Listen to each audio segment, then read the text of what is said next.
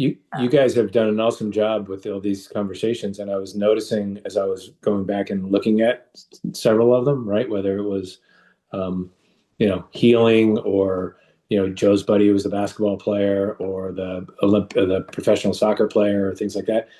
What I was listening to was most of what they tend to find is it's taking away, it's reducing things that become the path for success, achievement, peace, whatever. It's reducing the barriers or reducing the noise in the head, right? Like I'm Yeah. parroting some of the things that they were saying, right? If I can get that noise in my head reduced, Yeah. I can go to the basket better, more Yeah. confidently. If I can reduce the energy swirl that's around this person and make room and space, I can let this person find peace. If I can, reduce the yelling coach into something just as, what are they trying to tell me, I can find the path. So it's like, it's a reduction world that we live in. It's actually less, not more, Yeah. right? So it's like, Yeah. that's a you guys are like tapping into a lot of people that are achieving a lot of different things, and that seems to be the common thread that I hear, which is, and that's what Yeah. you're saying, right? Yeah. That the path to peace is sort of like, can you just accept life, Father Uni? Can you accept life on life's terms? Yep. Can you just accept life on life's terms? And that doesn't mean you give up, and that doesn't mean you just accept everything the way it is, but like fundamentally, you recognize life is what it is. And Yeah. this challenging time will result in potentially something different. This super successful time, don't get too caught up in it. Don't have it Yeah. be thinking like this is who you are and what you are, because guess what? You know, your brother's going to come in from the side and knock your ass off, knock your feet, knock you Yeah. off your feet, and you're going to lose your breath. And I've Yeah. experienced that, so Yeah. I know that could be coming again at any minute. So Yeah. And going back to Um, the push pull too, like it's so great to reduce the noise, but also the pros of thinking deeply, I think. So finding once again that balance or continuum. So like reducing and just going about your day simply and like you know what's important to you, but then also having those times to reflect, but not getting too deep in one or the other. yeah, It's easy to get stuck in thinking versus doing and just taking the next step forward, even if you don't know it's the right thing, but just totally. Yes. So, Totally agree with that. Totally agree with that. and I mean, I can speak to that too. I'm kind of in that in between phase of moving from school to a career. So I think it's what we wanted to talk to you about too. But so how did you get into what you're doing now and did it unfold the way that you thought it would? Can you speak a little bit to how you got to where you are? Sure. Yeah, I graduated in 1992, so it was a very sort of downtime in the economic cycle. 1989 was like a big stock market crash, so the world was kind of on its ass at that point for most of my college career, and so there weren't going to be a lot of jobs coming out of school. Maybe similar to now, I can't really tell, quite honestly, but certainly other phases I know that's been hard coming out of school and not having a lot of opportunities for jobs. That was what the environment was.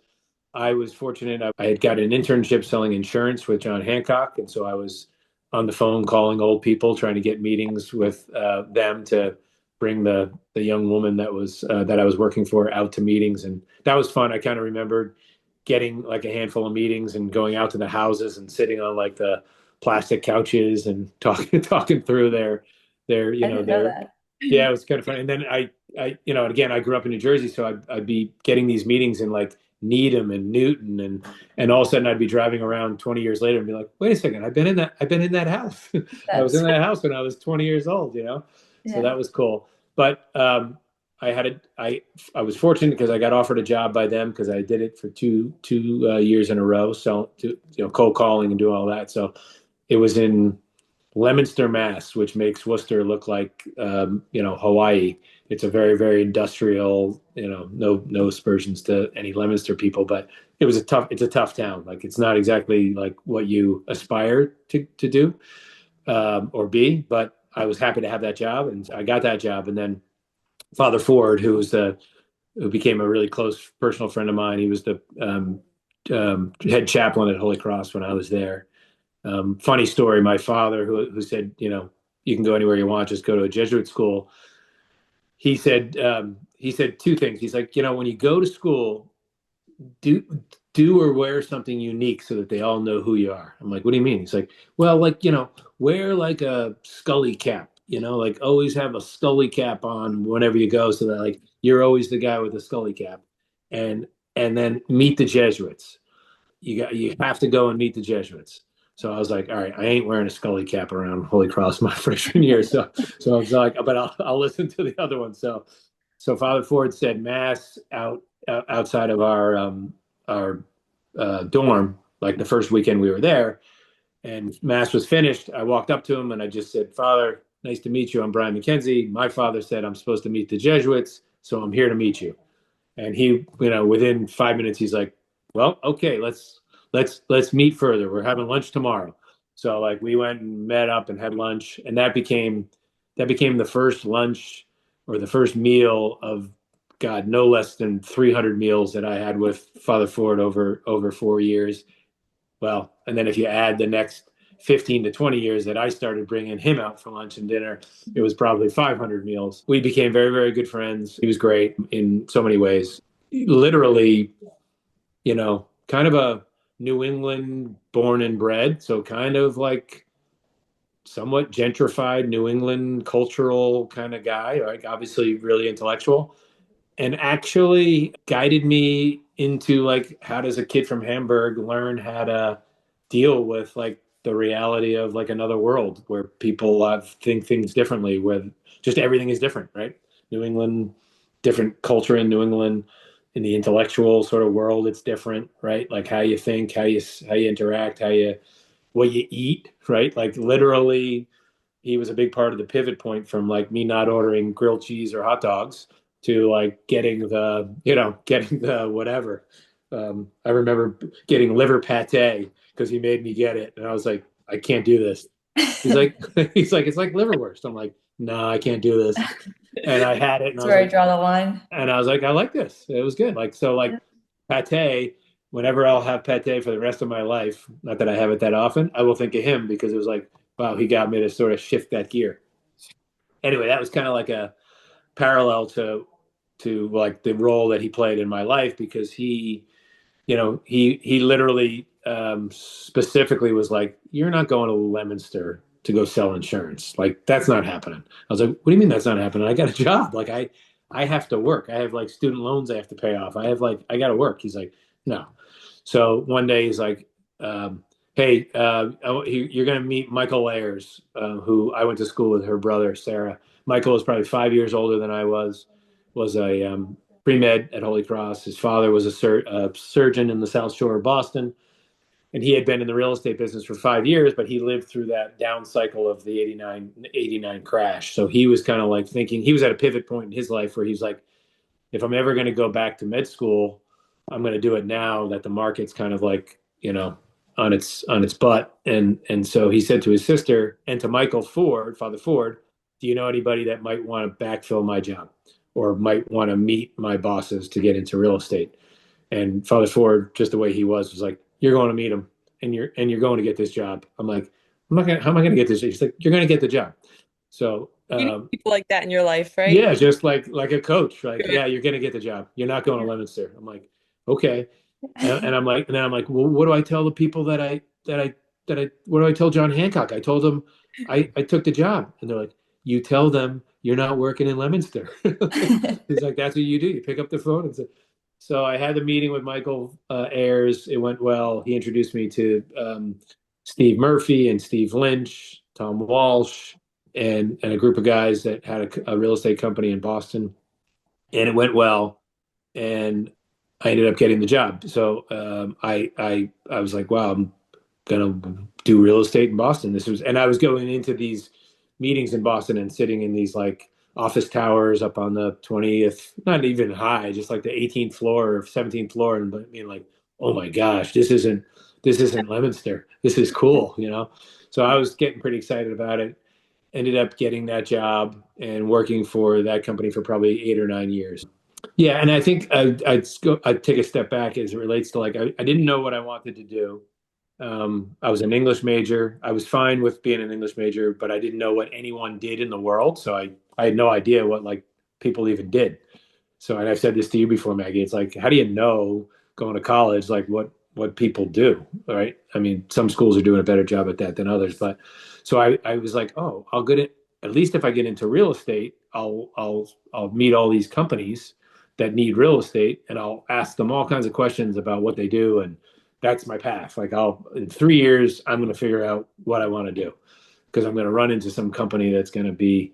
So that was one aspect that got me into real estate, and the second one was it goes back to the competition piece. Like I always knew that I wanted to bet on myself. Like I always knew that I didn't ever really have like overarching confidence. It comes across as like I was always confident. I probably was to a certain degree, but I just knew I wanted to bet on myself. I knew I wanted to be able to know that whatever input I put in, I'd be able to get some benefit of it out. Because I always watched like in grammar school and whatnot and high school, it's like, geez, I was putting a lot of effort into my schoolwork and getting good grades as a result. And other kids that weren't getting good grades. I was like, oh, I'm not going to do that. I'm going to put more effort in. Like that's just what I wanted, just how I learned to do it. And so I was like, clearly that's something that I want to be able to do. And in the real estate world or in the business, one thing I did know was basically a sales job. So I knew that if I could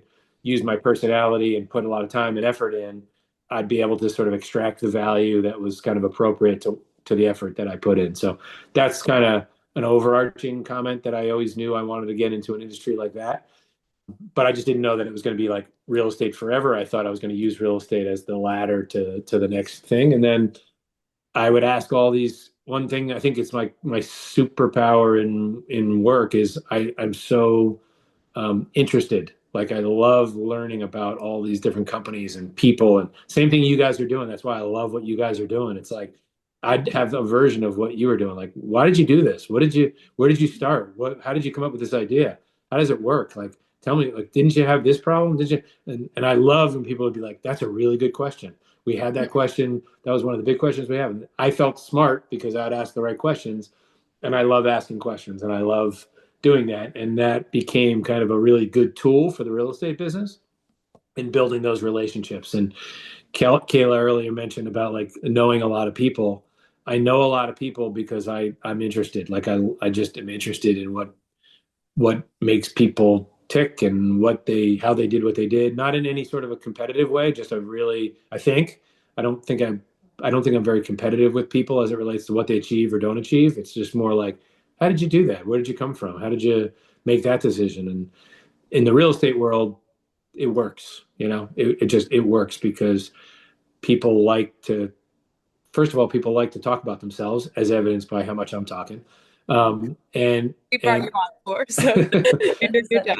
and people enjoy being around people that are interested, and I think that's really kind of the core of what I do is stay interested in my clients and what they're doing and how they're doing it and how their business changes and how I can help and that type of thing. So I don't know if that answers your question, but that's how I got into the business, and then then it's kind of evolved in some cool ways and some harder ways from there. So Yeah, and clearly you've stayed in the industry too and become, in our eyes, very successful. But we'd also be curious, what does success mean to you? Do you feel like you've achieved? And then also, you kind of answered it. I was going to ask like what you were like as a kid. So you mentioned natural curiosity and asking questions. And were you naturally smart, would you say? You talked about getting good grades, or was it through the questions or Um, so yeah, I would say generally like in that really small pool of 30 kids, right? 8 classrooms of 30 kids. I'm putting a big caveat. I was naturally smart, right? Like I was like, getting good grades in that world, but that was a pretty small pond. So, what I would say I am more than anything is probably a people pleaser. So I liked when the teacher put a star on my paper, right? I liked when I'd be brought up to the front of the class as let me read his paper. I like that mostly much more because I like to please people than because I like to be smart.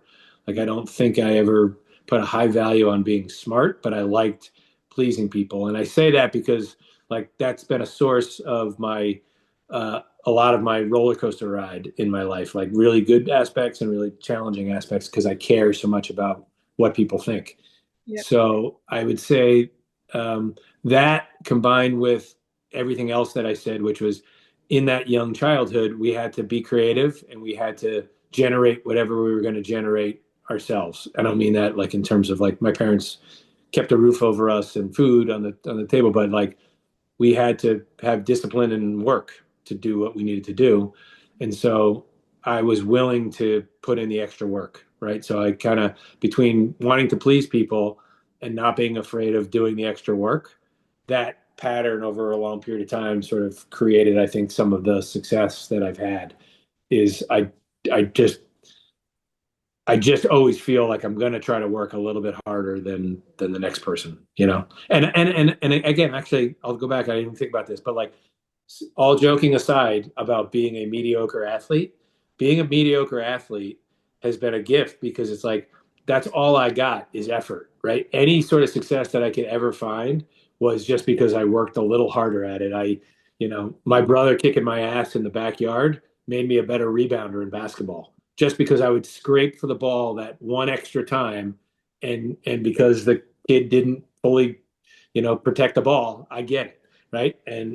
Those so it's always little things like that sort of created success for me in that world. And so like being a mediocre, I'll just whatever, I'm not being falsely humble. I'm just saying like that's the reality.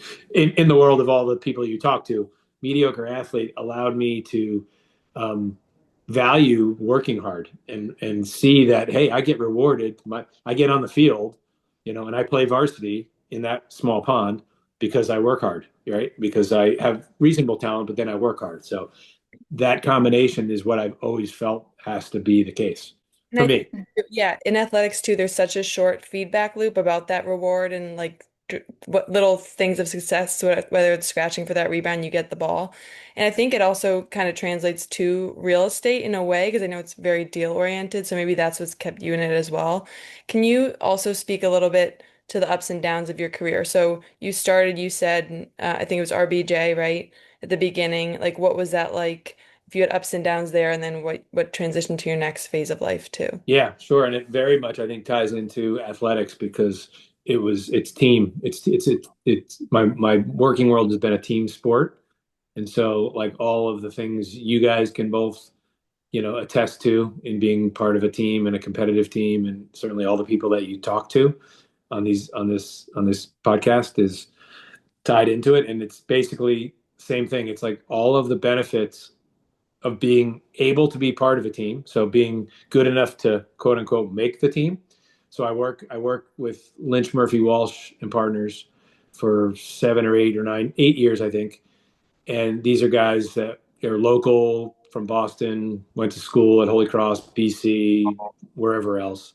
Good guys. I'm sitting around the lunch table with them. It's a 30-person, 40-person company. So I'm sitting around with these like partners of the firm that are running the business and in my eyes are like superstars because they're, doing all this great work with all these big companies and we're, you know, putting all these real estate transactions together. And for me, I'm like, wow, I'm like right in the center of Boston. Like I'm walking space up on the 30th floor of One Financial Center, or I'm out in the suburbs, looking at this building that we just signed a lease for, this whole tenant. It's like this is in that world, it meant a lot. And and then they sold the business, and instead of staying with them, I left and started a company. And that was a big, big emotional pivot point because these guys like raised me in the business. Like they took me in, taught me the business, and and like I owed them a lot, right? And so like the walking into their office and telling them the day that I did that I'm leaving and I'm starting another company, which is twofold. A, I'm leaving, and B, I'm going to start a company that's going to compete with you, was painful and challenging. And like I grew up in that 3 hours more than I think I ever had before in my life because I really had to be an adult and just take it on and just face that music. And they were disappointed and upset. And then there's aspects of that meeting that I can come to that are really awesome parts of the story that I still have relationships with one specific partner today. And that was a big pivot point. That was a big growing up point of like it was, and it ties into what I was saying before. Like the the natural me would be like, I just want to please these guys. I can't do that. I can't start the company. Like I can't be part of this new company because these guys brought me in and I have to I have to be here. I have to stay here, right? Like that was a rift for me to be able to do that. And so learning how to do that, learning how to break those bonds of like, well, you can't always be so focused on what everybody else thinks of you. You have to do the things that you have to do for you. That was something I needed to do and should have done and did eventually do it, but it was challenging. And so then we put a company together that we built from 2001 for the next like 17 years or so. Sold it in 2018. And interestingly, we launched. I had that meeting with those guys in the office on in July of 2001. So here I am saying, like, ripping the band-aid off. We're going to start this company. We're all excited. We're nervous. We're all leaving, like, very good jobs and very good um, um, pay situations. And we're going to start this company. We're going to fund it for 2 years out of our own pockets. We assumed we weren't going to be profitable for 2 years, but we're excited to build something. There was eight of us, and 90 days later, the planes fly into the Twin Towers in New York City. And we're in our office. And I remember thinking, you guys were all babies, Kaela. And I remember thinking, like, okay, so this is what, on top of the tragedy of the falling of the Twin Towers, I was like, this is how you ruin your career. You start a company and the world falls apart on you in 9/11, and like, oh my gosh, I've got babies and a house and all that sort of thing. And it was a really cool and challenging time for all of us because we were like, what did we just do? Right? No net underneath us, but we had each other and we had a we had a team mentality, and we had another example of like, okay, we obviously had the emotional torture of 9/11 and all that had to happen, but we also had to get a company up and running. So it was an extremely challenging time to process the macro picture and also focus on the micro picture of, so you had these really weird days of like coming home and crying with your wife and trying to talk to the kids about what just happened, putting them down to bed, and then working until 2 and 3 in the morning to set yourself up for the next day to try to like figure out how you were going to figure out how to get business and put things together. But we did that together as a group, and we set a company up that was no longer a commission environment. So it was no longer about, whatever business I generate, I get to keep. It was, we're going to pool everything all together and work as a team. And if we can work as a team, we'll grow the pie bigger, and then we'll all do better. So we had to kind of go arm in arm and trust everyone that everyone was going to work as hard as the next person. And we had people that ranged from 27 to 50, and so like there were various success points along the curve of that group of eight people. Some were more successful, frankly, than others. I was on the lower side of the success pattern at that point in time. Um, but they basically were like, "That's okay. We're gonna join it all together." And because we do it together as a team, and we pull all of our fees together, and then we bonus everybody out first that works for us, and then we'll share the rest equally. We'll have that be our model. Well, in 9/11, when the world was turned upside down, ironically, the working world liked to hear something different on the real estate side. They were like, "You're doing what? Like, how's this working?" Like, "Yeah, sure. Come on in and explain this to us. Like, what are you doing?"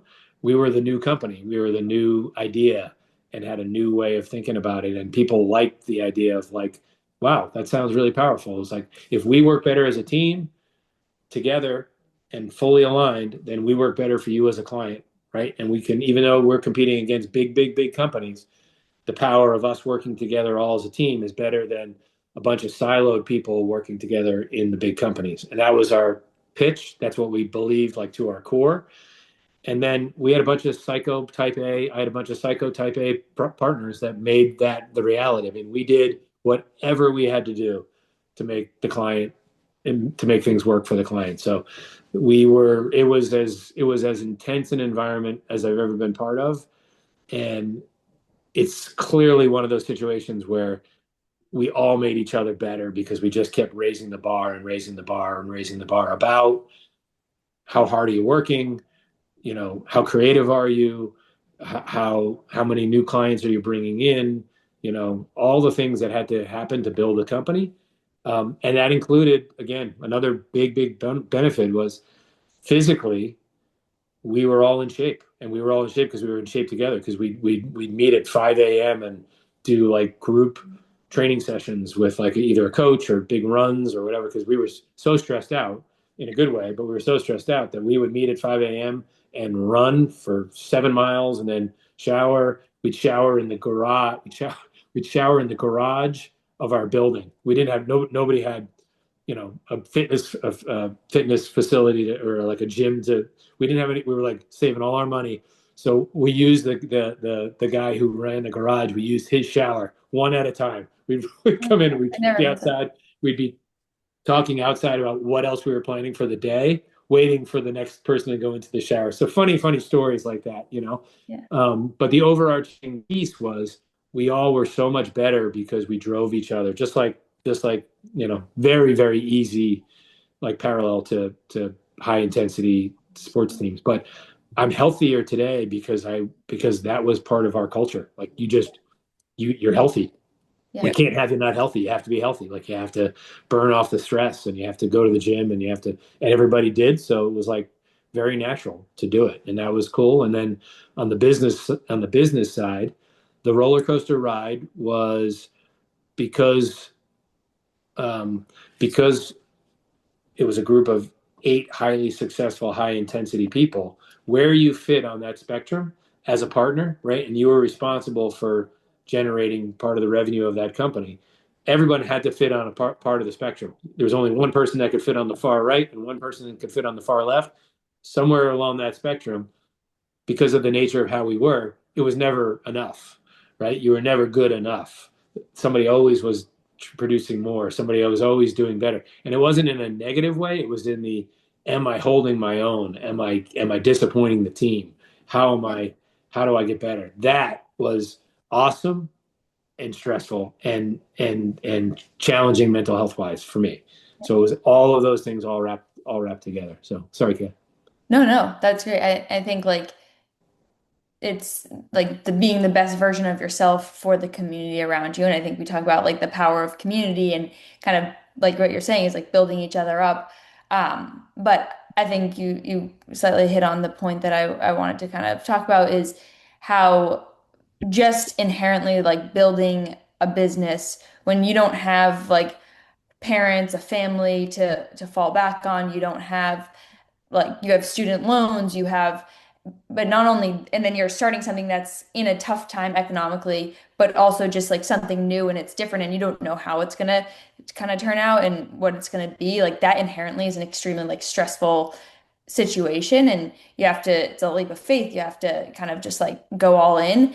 But then on the other hand, like you said and you started out, like you are a father and like that is something that has always been an important part of who you are. And I think we haven't mentioned it, but you started a family like very young. So you were what, 23 when you had Kelsey? And Yeah. by the time you started working, you started RBJ at what, 29, 30, maybe 31? Yeah. 31. 31, you had 4 kids under the age of what, like 7 or 8. So Yep. just being 31, I think about it, I'm gonna be 29, I have no kids, and like just the idea of being 31 with 4 kids under the age of 7 is an extremely stressful situation. And then, or it's a very fun, joyful experience, but it's stress and it's new and you're young and you're figuring things out. But then you're also building a business that's stress inducing. How did you kind of, and I think you can go and be honest, it's like that's tough. Like that's a very tough situation. And there's a lot of joys and there's a lot of good that have come out of it. But like when you were deep in the weeds of it at age 31, like how did you handle that tension and what did that create within you? And how has that evolved over the last like 30 years of you or Yeah. 25 years of you being in the business? Good question. I probably would bookend it with two things and then fill it in with a couple others, which is one, coming from where I came from and knowing my father's story and where he came from, and some of the economic challenges that we had as a family. Uh, I was never concerned that I couldn't figure it out, because he could always he took us in under under the covers of like, here's what we're facing, here's what we got to do. He was a credit card magician, right? He would always sort of figure out ways to put stuff on the credit card to buy himself some time for this, but he always brought us under the covers on that. Good and bad, good thing and bad thing. But we saw it. He was never hidden about those challenges. So I never really felt like it was like if he could raise three kids and put them into three Jesuit schools, like I'll figure this out. Like even so, there was always like that art, maybe artificial, but somewhat of a safety net of like, what's the worst thing that can happen? And the second big important part of that is I'm married to your mom, and she had that mentality, full stop, like I'm good. She had no concerns whatsoever about like, what are you doing, you crazy SOB? Like, why are you doing this? Like, we got you nuts. Like, she also had that mentality, like, yeah, we'll figure it out.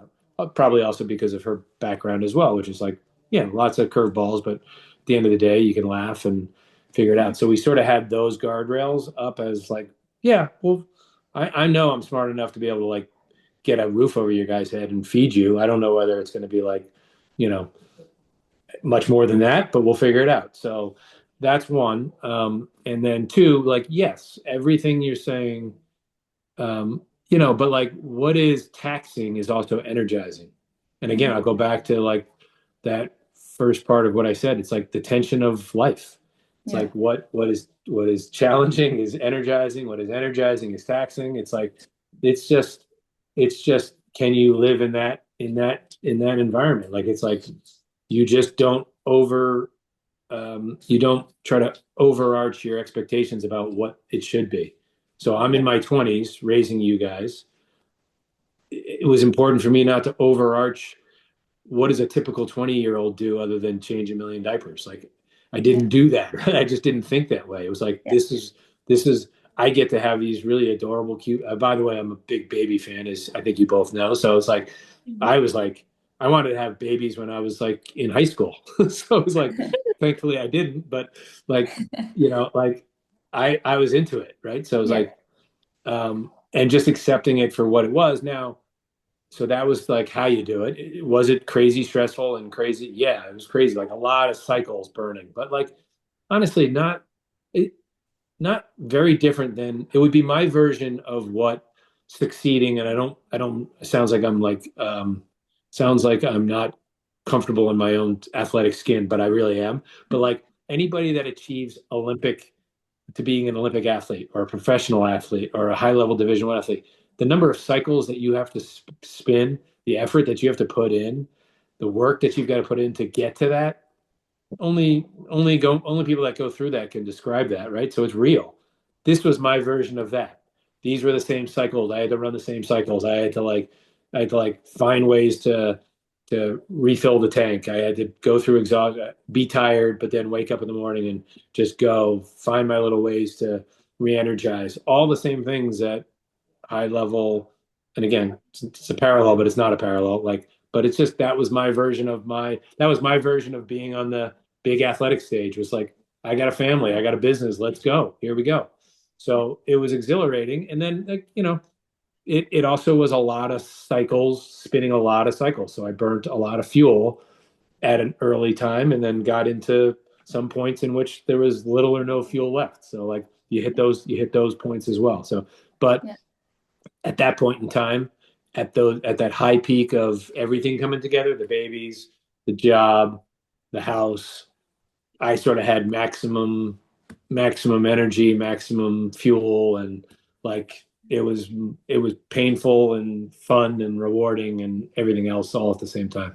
I have Yeah. a quick question too about like drive. Like, did it switch when you had the family? Was it still an internal drive that you had, like to keep going throughout, even when the fuel was low and you may have reached points of burnout? Like, what do you feel like consistently have has driven you or drove you during that time? So I would say the drive was always there. So like that version of me, which I said, pleasing people, Yeah. like there was the pleasing people, but I know I also always wanted to succeed, so like there was always a drive, like I'm going to succeed or I'm going to be intent on trying to succeed. So that drive was there. The drive on the low points was just you don't have a choice, dude. I was gonna say You they you don't. don't have a choice. Like you don't have a choice. Like Yeah. do it. Just do it. Like and again, I'll go back and say like that I'm laughing because when I say this, that's my brother knocking the wind out of me on in the valley playing football in January, right? We played football in that same valley, one on one football. And my brother, I would never his way of tackling would be to pick you up and then slam you to because he wanted to make sure that you didn't really want to carry the ball the next time. But Yeah. like, and I'm laughing because like those were the times. It's like you want to keep playing, just like catch your breath, get back up, and play. Like Yeah. those little things stick with you over time. It's like, yeah, it hurts. Like get up. Like and And that so I had that benefit of that and you know, some version of that in being in Hamburg, New Jersey a lot of times. It's like, okay, like I'm at the ball field and the lights are going off. It sounds negative, but it's not negative. I know, Kaela, you know how I'm saying this. The lights in the ball field go off on a Friday night, baseball field, and my parents aren't there yet. Because why? Because they're working and the car broke down. It's like, okay, go knock on that mother's window and ask her if she can take you home. It's like you just got to deal with it. You know what I mean? So yeah. there's just like you get it's like a series of examples in which you kind of say, okay, when it gets hard, you just have to kind of step up and figure out.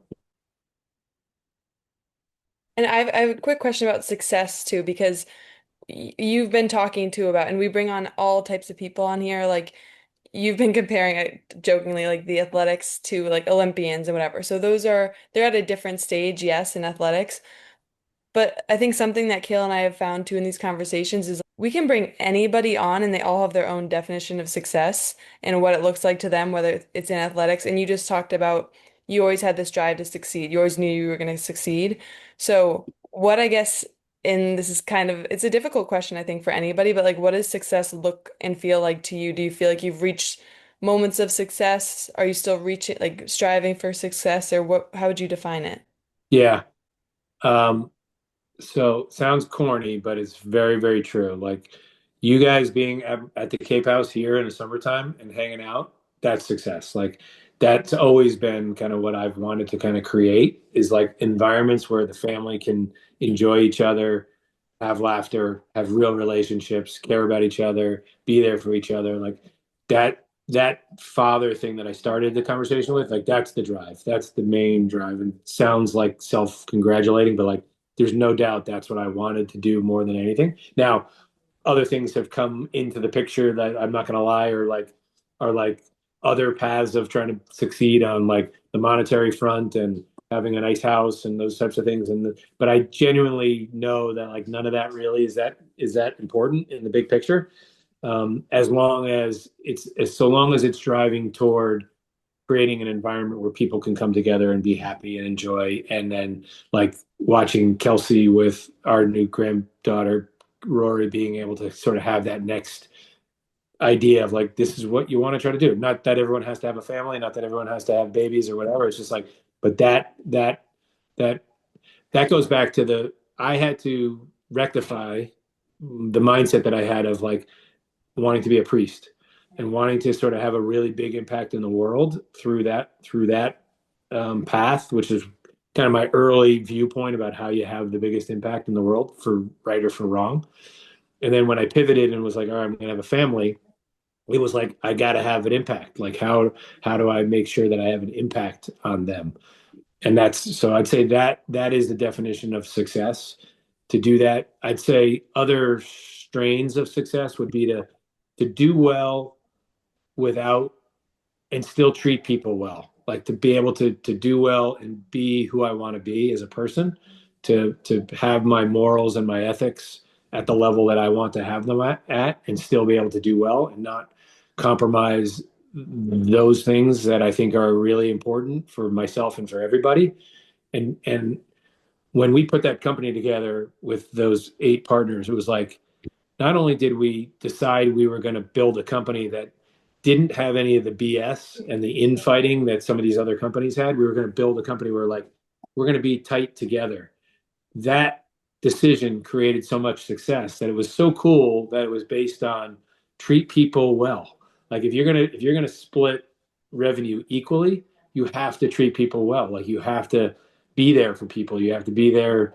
You have to be willing to bring as much as everybody else has. You have to pay people that aren't partners really well, more than maybe they should even be paid, because you just want everybody to be part of that success. So like being able to kind of build a career in that regard where I didn't have to compromise who I am and still have the level of economic success that I've had has been really cool. Yeah. That part's been great. I, I would say success for me personally has been the ability to stick with it. Like at times when I wanted to sort of like cash in and cash out and stop doing it. And I don't mean cash in like dollars. I mean, I needed to have the path of getting knocked down again, getting back up, getting knocked down again, and getting back up for at this stage of my life to look back at and say, okay. And I think I'm fine. I think success for me is I'm finally at that stage where I don't think I need to get my ass kicked again. I don't think I need to get knocked back down again as it relates to my career. I'm like, okay. So ironically, I care a little less now about everything that I'm doing. Like I care about my clients, but it's like I'm not living and dying by what everyone thinks of me every second of the day and what my so and I so I'd say that's success as well. So I love that. And I was going to say, just from enjoying moments like that with you and your family, I can see that that truly is what success means to you, and even seeing the way you look at your newest and first grandchild. So I think yeah, it's it's great. wild. Yeah. It's awesome. Just so cool. Yeah, I think that's what it's all about. I really do. I don't think it's anything. So that like that, if I was put on this earth for anything, I feel like I was most put on this earth to create a high quality family and and create an environment where they have similar ethics, morals to. I mean, it's like it's again, it's hokey, but it's so important. This world needs like really good people. It needs more and more really good people. So it's important. It has to happen, So Yeah. And if you could like say three things that got you to your success, whether where it was like whether it was what motivated you, what helped you get out of those times when you're like, I gotta just keep going, when it's like a darker time and I just gotta keep going, or it's just kind of what like propelled you and moved you along to kind of find that success. Like what would be like three key things that helped you get yep. there? Yeah, I guess I'll answer it with one about the success and then one about the challenges, and then I'll make up the third one as I get there.